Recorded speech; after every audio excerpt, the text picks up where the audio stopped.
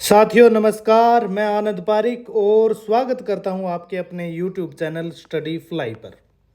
हिंदी साहित्य का इतिहास हम पढ़ रहे हैं। आज हमारी क्लास संख्या है 36वीं।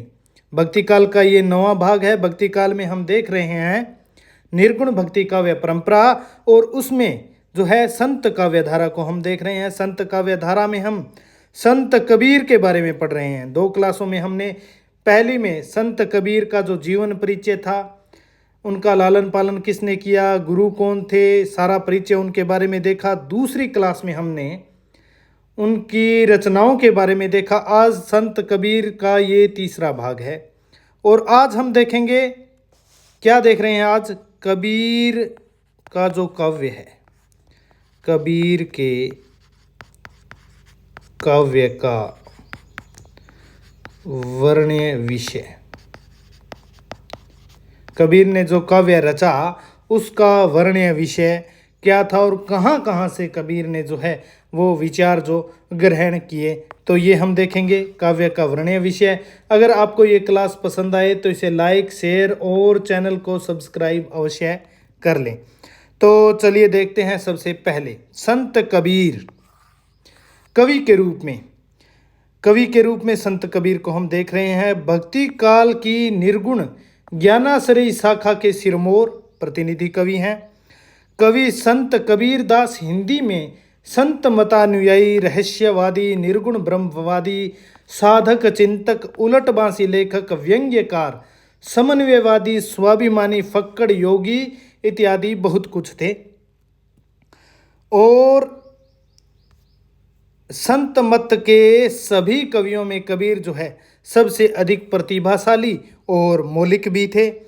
उन्होंने कविता लिखने की प्रतिज्ञा करके कहीं पर कुछ नहीं लिखा है, न उन्हें पिंगल और अलंकारों का ज्ञान था, तथापि उनमें काव्य अनुभूति इतनी प्रबल थी कि वे सरलता से महाकवि कहलाने के अधिकारी हैं।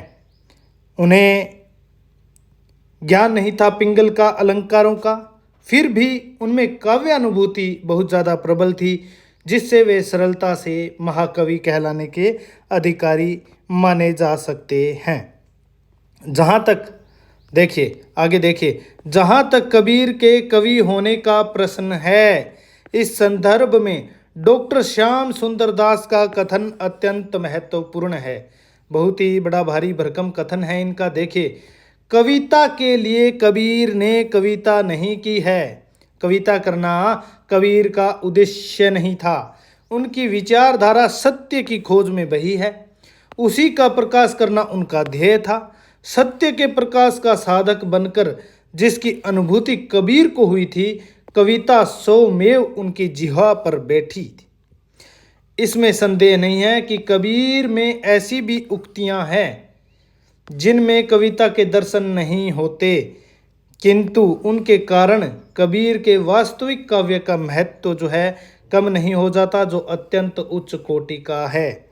तो कुछ ऐसे भी उक्तियां कबीर ने कही हैं जिनमें कविता के दर्शन नहीं होते, किंतु उनके कारण कबीर का जो वास्तविक काव्य है उसका महत्व कम नहीं हो जाता है, जो अत्यंत उच्च कोटि का माना जाता है।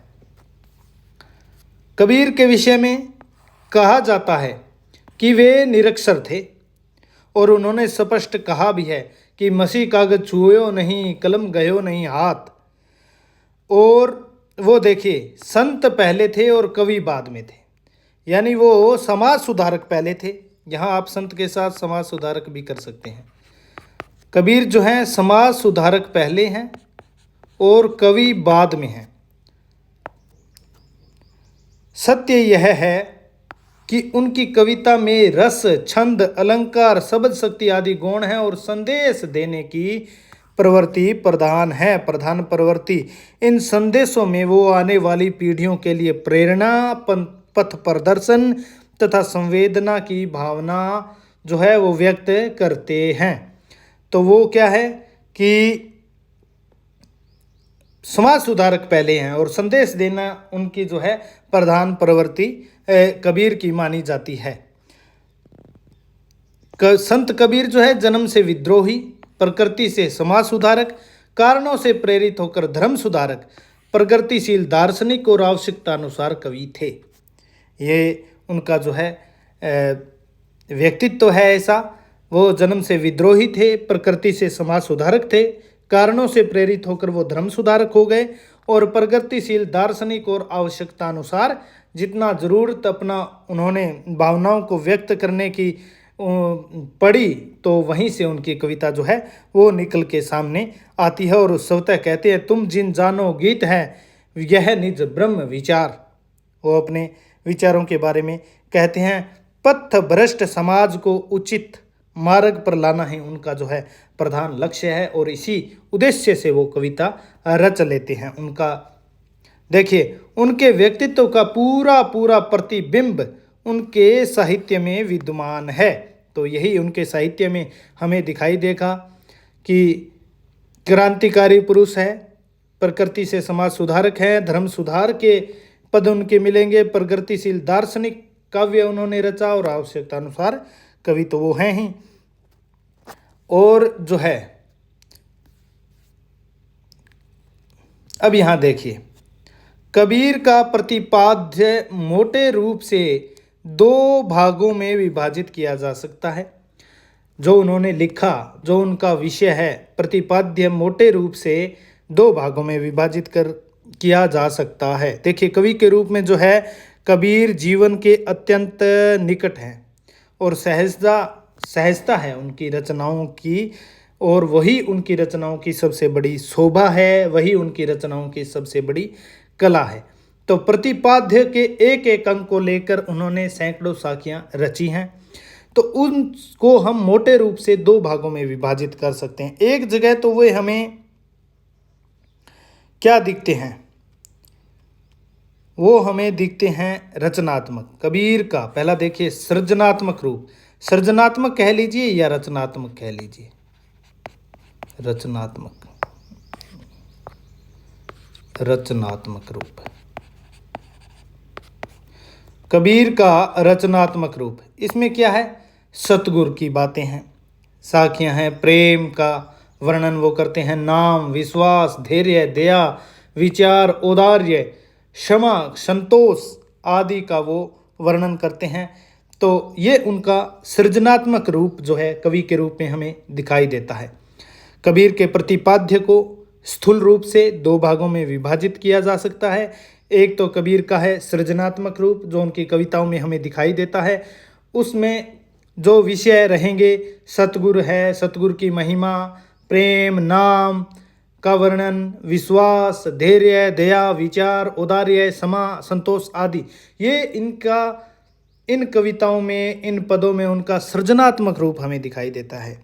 और दूसरा रूप जो है कबीर का क्रांतिकारी रूप है। ये ऐसे कहा जा सकता है कि एक तरीके से कबीर का आलोचनात्मक रूप है। आलोचनात्मक,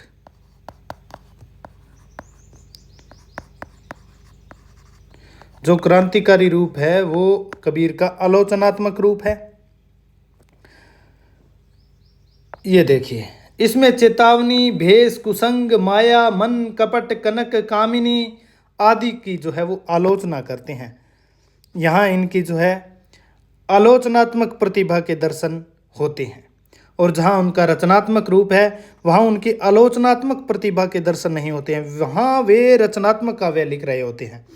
और जब वे रचनात्मक काव्य लिखते हैं तब मानव की हीनताओं के दिग्दर्शन वो नहीं करवाते हैं, जबकि जहाँ वो आलोचक हैं, समाज सुधारक है, पथ प्रदर्शक है और समन्वयकर्ता के रूप में दृष्टिगत होते हैं, वहाँ वो जो है क्रांतिकारी रूप इनका हमें दिखाई देता है। अब हम देखेंगे कबीर के काव्य का वर्ण्य विषय क्या है। हमने कबीर के काव्य का जो उनका विषय है उन्हें दो भागों में, उस प्रतिपाद्य को स्थूल रूप से दो भागों में विभाजित किया। एक तो कबीर जो है रचनात्मक रूप से लिखते हैं, एक आलोचनात्मक रूप है उनका क्रांतिकारी रूप। और अब हम देखते हैं काव्य का वर्ण्य विषय क्या है। कबीर के काव्य का वर्ण्य विषय, उनकी अनुभूतियों के विषय के अनुसार उनके काव्य का विभाजन विभिन्न रूपों में किया जा सकता है। तो जैसी उनकी अनुभूति थी उसी के अनुसार विषय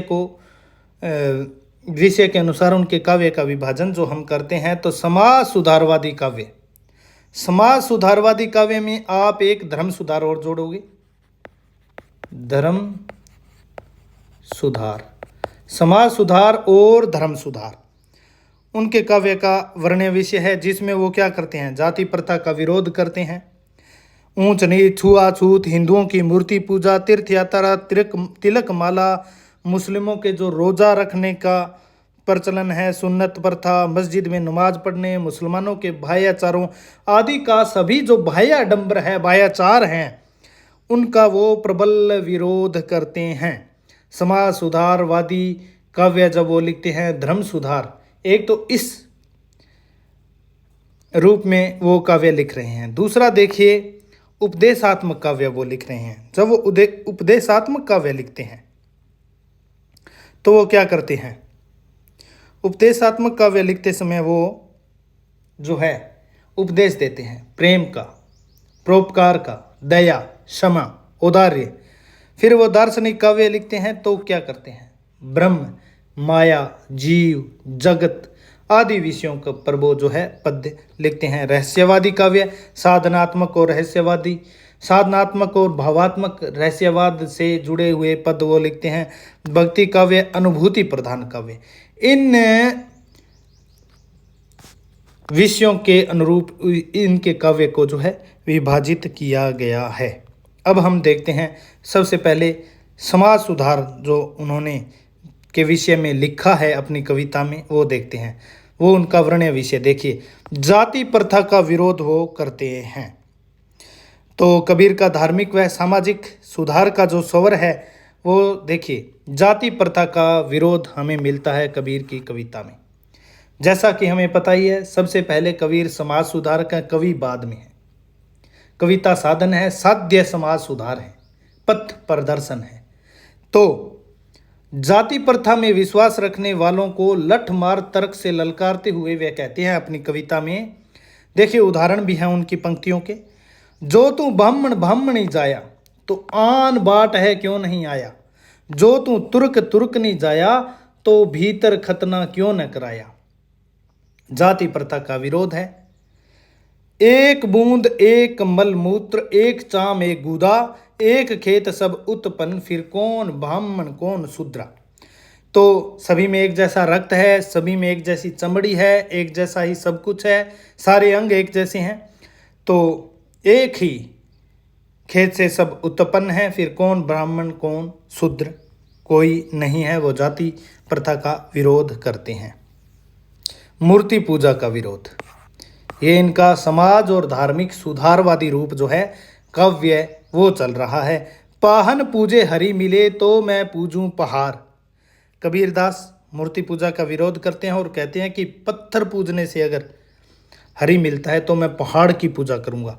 ताते तो चाकी भली पीस खाए, संसार पत्थर की चाकी है, तो उससे तो चक्की भली है, जो संसार उसे पीस कर खा तो कम से कम पेट तो भरेगा। इसी तरह ये तो हिंदुओं पर हो गई। अजान प्रथा का वो विरोध करते हैं। मुस्लिमों के जो भाईचारा उनका भी वो जो है विरोध करते हैं। कांकर पाथर जोर के मस्जिद लई चुनाए, वहाँ चढ़ ता चढ़ लिख दीजिए इसे, ता चढ़ मुल्ला, ता चढ़ी मुल्ला बांग दे, क्या बहरा हुआ खुदाए। तो कंकर और पत्थर जोड़कर मस्जिद चिनवा ली है और उस पर चढ़कर मुल्ला लोग जो हैं वो बांग देते हैं, तो क्या ऐसे क्या खुदा बहरा थोड़ी हो गया है। तो ये हिंदू हो चाहे कोई भी धर्म हो, सभी के भाईचारों भाईयाडंबरों का कबीर जो है विरोध करते हैं। अवतारवाद का वो खंडन करते हैं। दशरथ सूत तिहु लोक बखाना, राम नाम को मरम है आना। अवतारवाद का खंडन करते हैं। दशरथ सूत यानी कि भगवान राम, जिन्हें कहते हैं दशरथ के पुत्र, तिहु लोक बखाना, तीनों लोग जो हैं उनका बखान करते हैं। लेकिन राम नाम को मरम आना यानी कि अन्य है, वो ब्रह्म जो है वो राम का नाम वो अन्य है, वो दशरथ सूत नहीं माने हैं कबीर ने। तो अवतारवाद का वो खंडन करते हैं। गुरु महात्म्य, अब यहाँ देखिए गुरु महात्म्य उनके काव्य का बड़ा ही अच्छा, वर्ण्य विषय है। कबीर का उपदेशात्मक रूप यहाँ हमें दिखाई देता है। उपदेशात्मक काव्य में वो गुरु महात्म्य उपदेशात्मक काव्य में जब पद लिखते हैं, उपदेश देते हैं, तो उच्च कोटि के उपदेशों की बहुलता है जीवन संबंधी कबीर के काव्य में, जिसमें गुरु का महत्व है, महात्म्य है, सतगुरु की महिमा है, नाम सिमरन, सत्संगति, इसमें कह लीजिए प्रेम, विनय, परोपकार, शुद्धाचरण, अहिंसा, मन नियंत्रण, आत्मसमर्पण, साधु संतों के लक्षण आदि सब कुछ जो है इसमें आ जाते हैं। उपदेशात्मक काव्य में ये विषय आ जाएंगे। तो गुरु महात्म्य देखिए, गुरु गोविंद दोऊ खड़े काके लागों पाए, बलिहारी गुरु आपनो जो गोविंद दियो मिलाए। आपको पता ही है कि गुरु और गोविंद दोनों खड़े हैं, किसके पांव लगूं, बलिहारी गुरु आपनो, गुरु के मैं बलिहारी जाती हूँ, जिसने गोविंद को बता दिया।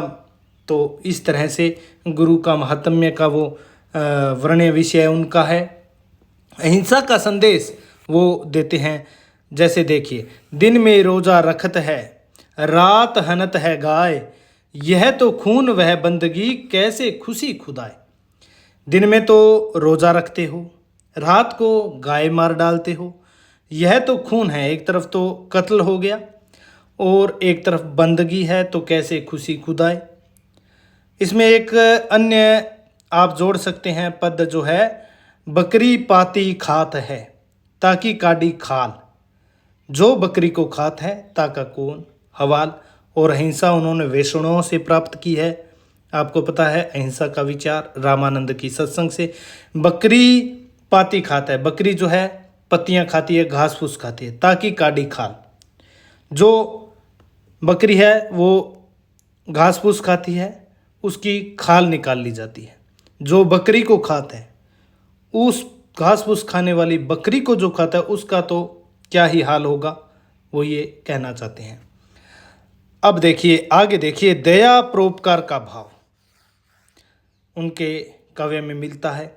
दुर्बल को न सताइए, जाकी मोटी हाय, बिना जीव की श्वास से लोह भस्म हो जाए। दुर्बल जो है, दीन है, हीन है, दुखी है, लाचार है, उन्हें मत सताइए। उनकी हाय जो है वो बहुत ही मोटी है, यानी कि भारी भरकम है, ले डूबेगी, इस तरीके की। बिना जीव की, जिस तरह से बिना जीव, बिना आत्मा की श्वास से, देखिए निर्जीव वस्तु से, निर्जीव क्या है, लोहार की धोंकनी, उससे जब वो सांस फूंकती है तो लोहा भस्म हो जाता है। उसी तरीके से दुर्बल जो है, उसकी हाय भी उतनी ही भारी काम करती है। तो उस दया और परोपकार के भाव उनका वर्ण्य विषय रहा है। विनय का संदेश देते हैं वो उपदेशात्मक काव्य में। विनय का संदेश, जो तो को काटा बोवे ताही बोव तू फूल, तो ही फूल को फूल है, बा को है त्रिशूल। मतलब जो आपके रास्ते में कांटे बोता है, आपको परेशान करता है, आपका मार्ग अवरुद्ध करता है, ताही बोव तू फूल, फिर भी आप जो है विनम्र रहिए, जो है सहयोग, उसके रास्ते में आप फूल ही बोइए, वो कांटे आपको नहीं बोलने हैं। तो जो तो को काटा बुए ताही बोव तू फूल, तो आपने जो है बदला उससे नहीं लेना है, तो ही फूल को फूल है, आपको जो है आपके फूल मिलेंगे, वाह को है त्रिशूल। और जिसने कांटे बोए हैं उसके वो त्रिशूल बन के जो है उसके सामने आएंगे। आगे देखिए, ऐसी वाणी बोलिए मन का आपा खोए। तो इंसान की, मनुष्य की वाणी ऐसी होनी चाहिए, ऐसे बोल उसे बोलने चाहिए कि मन का आपा खोए, तो मंत्रमुग्ध हो जाए अगला सुनने वाला जो है। आपन तन शीतल करे, जो बोल रहा है, जो वक्ता है, उसका तो सन शीतल, तन जो है शीतल हो जाता है। ऐसी वाणी बोलनी चाहिए। औरन को सुख होए, ऐसे अच्छी वाणी से औरों को भी जो है सुख पहुंचता है। मन का अपा जो है आनंद की अनुभूति होती है, तो ऐसी वाणी बोलनी चाहिए। बोलने वाले का तन भी शीतल रहेगा और जो सुनेगा उसको भी सुख की प्राप्ति होनी चाहिए। तो ये तो विनय के संदेश। प्रेम का संदेश देखिए, कबीर का काव्य का वर्ण्य विषय बहुत ही प्रेम का संदेश वो देते हैं। पोथी पढ़ी पढ़ी जग मुआ, पंडित भया न कोय, ढाई आकर प्रेम के, पढ़े सो पंडित होए। तो यहाँ ये बात देखिए कि यहाँ पुस्तकीय ज्ञान का परिहास भी किया गया है। तो यहाँ लिख सकते हैं इस पद में पुस्तकीय ज्ञान का परिहास भी है। पुस्तकीय ज्ञान का परिहास या उपेक्षा कह लीजिए। आवश्यकता नहीं है ब्रह्म को पाने के लिए, पुस्तकीय ज्ञान की आवश्यकता नहीं है। ढाई आखर प्रेम के हैं, आत्मा का परमात्मा से प्रेम। पढ़े सो पंडित होए, और जब ब्रह्म की प्राप्ति हो जाती है तो ज्ञान पता ही आपको। पोथी पढ़ी पढ़ी जग मुआ, शास्त्र ग्रंथ पढ़ पढ़ के संसार मर गया। पंडित बयान, लेकिन कोई पंडित नहीं हुआ। ढाई आखर प्रेम का, पढ़े सो पंडित होए, वही पंडित है जिसने ढाई आखर प्रेम का पढ़ लिया, जो प्रेम को जानता है। प्रेम न खेतो उपजे, प्रेम न हाट बिकाए, राजा प्रजा जिस रुचे, सिर दे सो ले जाए। देखिए, प्रेम ना तो खेत में उपजता है, जो आप अपना फसल काट के जो है एकत्र कर लेंगे। प्रेम न हाट में बिकता है, जो पैसे से आप खरीद लेंगे।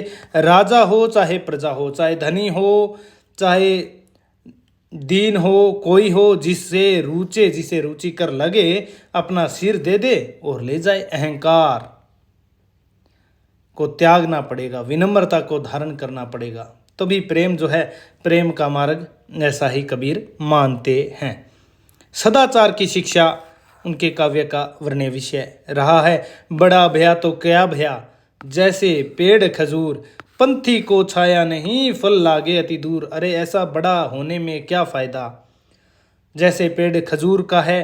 पंथी यानी कि राहगीर, मुसाफिर जो जा रहा है किधर ही, वो पंथी है, और उसे तो छाया नहीं है क्योंकि बहुत ऊंचा है। आपके भी बड़ा होने का क्या फ़ायदा अगर किसी दूसरे को कोई लाभ नहीं है और आप जो है कहते हैं मैं बड़ा मैं बड़ा। तो जैसे पेड़ खजूर, तो उसका दूसरे को कोई फ़ायदा नहीं है। पंथी को छाया नहीं है और फल भी इतने ऊंचे हैं कि कोई खा नहीं सकता है। आगे देखिए, जाति न पूछो साधु की। एक तो ये जाति जो है, साधु विद्वान पंडित लोग जो है, विद्वान लोग, साधु की पूछ लीजिए ज्ञान, उससे आपको ज्ञान लेना चाहिए। फालतू की बकवास में न उलझकर, उसकी जाति पाति के चक्कर में न पड़कर पूछ लीजिए ज्ञान, जैसे रैदास से मीरा ने लिया। मोल करो तलवार का, मोल होता है तलवार का, पड़ा रहन दो म्यान।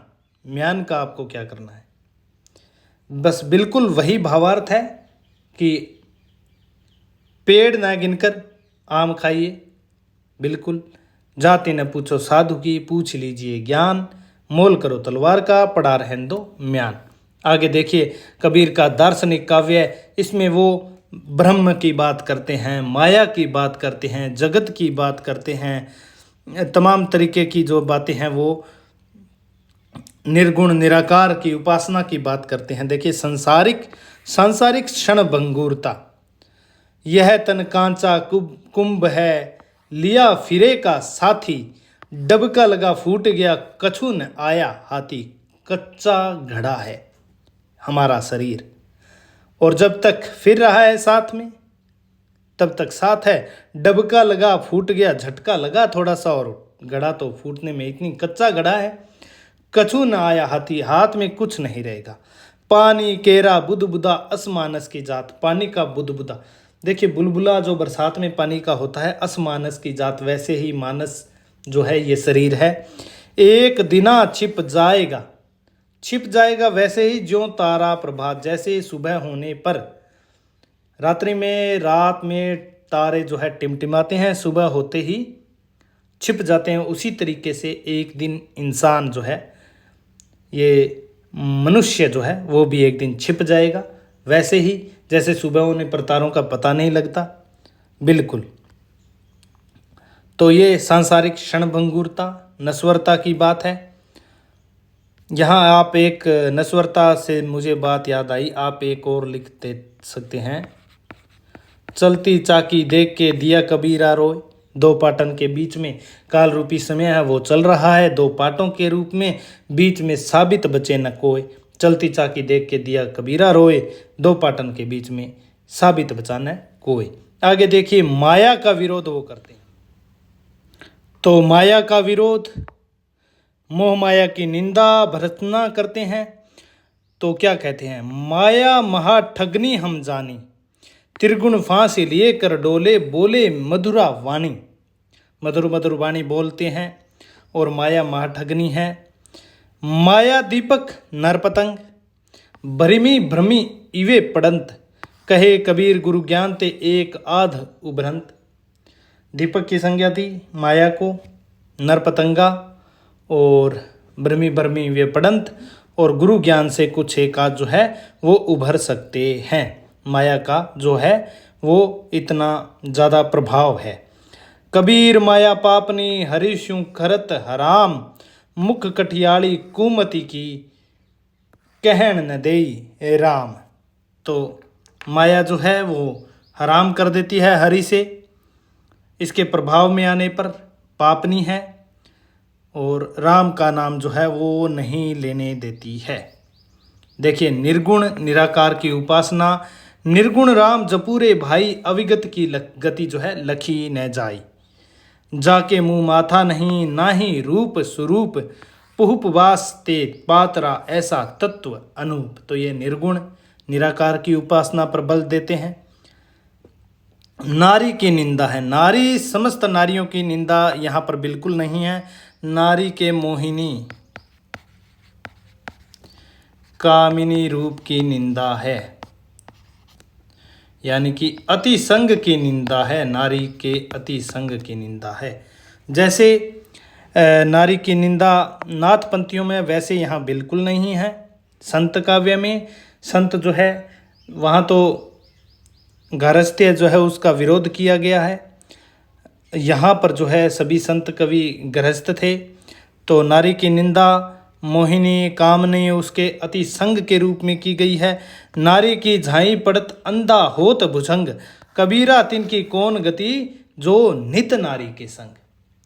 नारी की जो छाया पड़ते ही जो भुजंग है वो भी अंधा हो जाता है, तो उनकी तो गति क्या होगी, जो नित नारी के संग जो है वो रहते हैं। तो यहाँ कामिनी मोहिनी रूप का जो है अति संग की निंदा जो है वो की गई है, न कि नारी समस्त नारियों की निंदा यहाँ की गई है। नारी के अति संग की निंदा यहाँ पर की गई है। आगे चलिए, ब्रह्म का सौंदर्य भाव। लाली मेरे लाल की जित देखूं तितत लाल, लाली देखन मैं गई मैं भी हो गई लाल। लाली मेरे लाल की जित देखूं तित लाल, लाली देखन मैं गई मैं भी हो गई लाल। और उस लाली को देखने के लिए ब्रह्म की मेरी जो है इतनी लाली, जहाँ भी देखती हूँ वहाँ उसी का रूप जो है स्वरूप दिखाई देता है, और मैं उसे देखने गई और मैं ही उसी का रूप होकर रह गई। कबीर की भक्ति भावना, भक्ति काव्य में देखिए ईश्वर के प्रति अनन्य भाव है उनका। कबीर कुत्ता राम का, मुतिया मेरा नाव, गले राम की जेवड़ी, जित खैंचे तित जाऊं। मैं तो राम का कुत्ता हूँ, राम का वफादार हूँ, मुतिया मेरा नाम है, गले में राम का जो है पट्टा पड़ा हुआ है, और जहाँ वो बुलाएगा खींचेगा वहाँ मैं जाऊँगा। तो ये है रहस्यवाद है कबीर के काव्य में। भावात्मक और साधनात्मक दोनों तरह का रहस्यवाद। रहस्यवाद दो तरह के माने। तो आचार्य रामचंद्र शुक्ल ने दो तरह का रहस्यवाद माना, भावात्मक, साधनात्मक। साधनात्मक रहस्यवाद प्राप्त हुआ ज्ञान मार्ग साधु संतों के द्वारा कबीर को, और भावात्मक रहस्य मार्ग जो प्राप्त हुआ, रहस्यवाद जो प्राप्त हुआ भावात्मक, वो सूफियों की देन है। हेरत हेरत हे सखी रहा कबीर हिराए, समन समाना बूंद में शोकत हेरा जाए। यह जिज्ञासा का भाव है। देखिए, हेरत हेरत ढूंढते ढूंढते हे सखी, आत्मा जो है वो कह रही है अन्य जो सांसारिक आत्माएं हैं उनसे कबीर की आत्मा हेरत हेरत हे सखी रहा कबीर हिराए, खोजते खोजते शुम जो है वो गायब हो गए। समंद समाना बूंद में, समंद परमात्मा समाना बूंद आत्मा में, शौकत है रह जाई तो आत्मा रूपी अंतःकरण में परमात्मा का वास है, तो वो कहाँ मिल सकता है हमें, कितना ही बार ढूंढो। दुल्हनी गाओ मंगलाचार हमारे घर आयहु राजा राम भरतार, ये मिलन का पद जो है भावात्मक रहस्यवाद का। आगे देखिए विरह भावना, विरह भावना में आंखड़ियाँ झाई पड़ी पंथ निहार निहार, जी बढ़िया छाला पड़िया राम पुकारी पुकारी, ये विरह का पद है। तो आंखों में झाई पड़ गई, छाया पड़ गई, पंथ निहारते निहारते आंखें बैठ गई, जी बढ़िया जो है जीवा पर छाले पड़ गए, राम पुकार पुकार के। तो यह विरह का जो है आत्मा परमात्मा के विरह में जो है पागल हो गई है। झीनी झीनी बिनी चदरिया इंगला पिंगला ताना भरनी, सुखम तार से बिनी चदरिया, झीनी झीनी बिनी चदरिया, बहुत ही झीनी बारीक जो है वो चद्दर बिनी है, जुलाहा थे। तो ये प्रतीक उन्होंने लिया, रूपात्मक प्रतीक। इंगला पिंगला ताना भरनी, इंगला पिंगला से जो है योग मार्ग में इंगला पिंगला नाड़ियाँ जो हैं उनसे ताने की संरचना बुनी है। सूक्ष्म तार से बिनी चदरिया, सूक्ष्म तार से जो है बहुत ही बिनी गई है चदरिया, ये जो है साधनात्मक रहस्यवाद का पद है।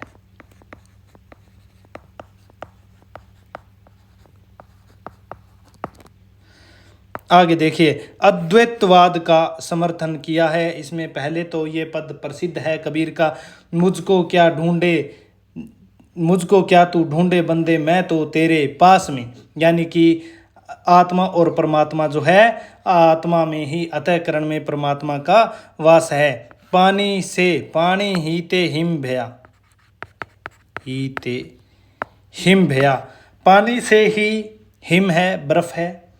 हिम हवे गया बिलाए, और हिम जो है बर्फ जो है वो पिघल गई। जो कुछ कछु था सोई भया, अब कछु कहया न जाए।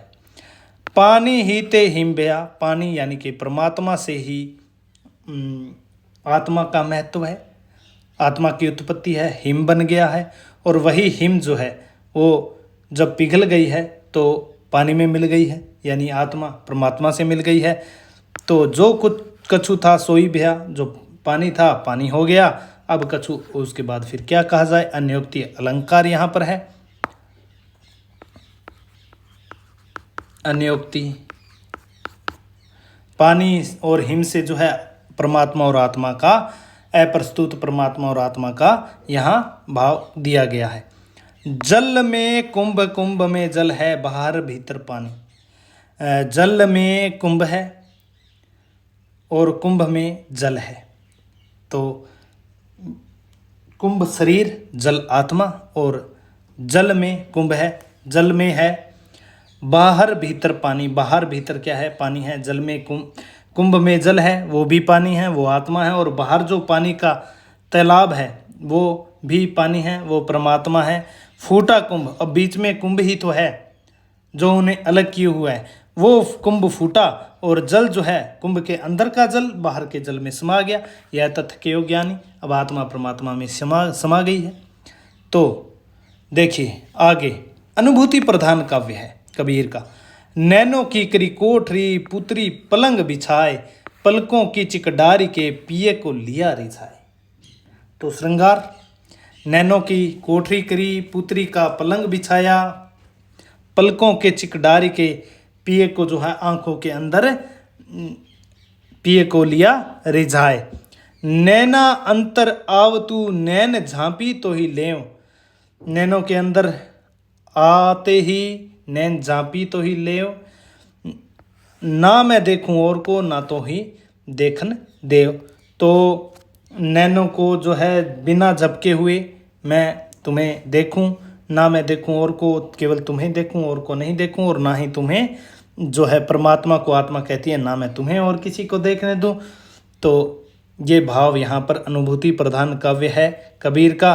कबीर के विचार, अब देखिए आगे देखिए कबीर के विचार कहाँ से क्या उन्होंने ग्रहण किया है। पहला तो देखिए मांस भक्षण, मांस भक्षण व जीवों के प्रति दया का भाव। मांस भक्षण व जीवों के प्रति दया का भाव उन्होंने कहाँ से ग्रहण किया है? ये वैष्णवी दया है, यानी कि अहिंसा का भाव। अहिंसा का भाव उन्होंने ग्रहण किया रामानंद की सत्संगों व वैष्णवों से, यानी कि वैष्णव धार्मिक जो ग्रंथ है उनसे, वैष्णवों से उन्होंने अहिंसावाद प्रपत्तिवाद ग्रहण किए। अहिंसा का तत्व जो है वो रामानंद की सत्संगों से। हिंसा के लिए भी वो जो है बराबर फटकार आपको पता है लगाते हैं मुसलमानों को। तो ये भाव उन्होंने ग्रहण किया रामानंद से सत्संगों से, हिंदू साधु सन्यासियों से। दूसरा है हठ योग साधना प्रणाली व साधनात्मक रहस्यवाद। ये हठ योगियों से व नाथ पंथ से साधनात्मक रहस्यवाद उन्होंने ग्रहण किया। कुछ सांकेतिक शब्द भी देखिए साधनात्मक रहस्यवाद के: चंद, सूर, नाद, बिंदु, अमृत, औंधा कुआ, एड़ा नाड़ी, पिंगला नाड़ी।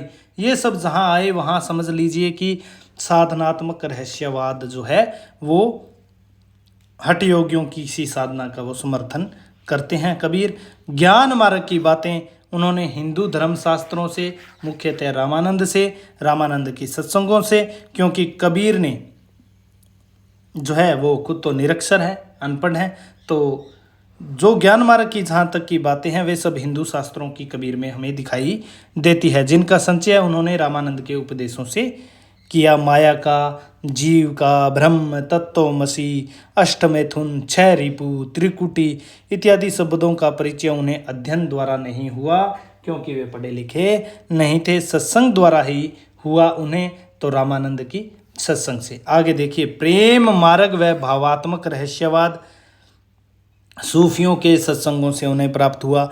ज्ञान मार्ग की बातें तो कबीर ने हिंदू साधु सन्यासियों से ग्रहण की, जिनमें सूफियों के सत्संग से उन्होंने प्रेम तत्व का मिश्रण किया और अपना एक अलग निराला पंथ उन्होंने चलाया। भावात्मक रहस्यवाद तो सूफियों से ये ग्रहण किया प्रेम मार्ग और भावात्मक रहस्यवाद। मूर्ति और तीर्थ का खंडन मंडन, यह उन्होंने समता का भाव भी मुसलमानी शरीयत से प्राप्त किया। एकेश्वरवाद का समर्थन मुसलमानों से उन्होंने प्राप्त किया। तो ये विचार थे और कहाँ से उन्होंने ग्रहण किए, कल हम क्या देखेंगे अगली क्लास में? कल हम देखेंगे उनके काव्य के कला का पक्ष, क्या उनकी भाषा है, किस तरह के अलंकार, किस तरह का उपयोग उन्होंने किया है। भाषा के विषय में विद्वानों के कथन भी बहुत से हैं, वो भी हम देखेंगे। और फिर एक लास्ट क्लास में कबीर के विषय में विभिन्न विद्वानों के कथन हम देखकर कबीर को समाप्त करेंगे। तो आज की क्लास को हम यहीं पर समाप्त करते हैं। नमस्कार, धन्यवाद।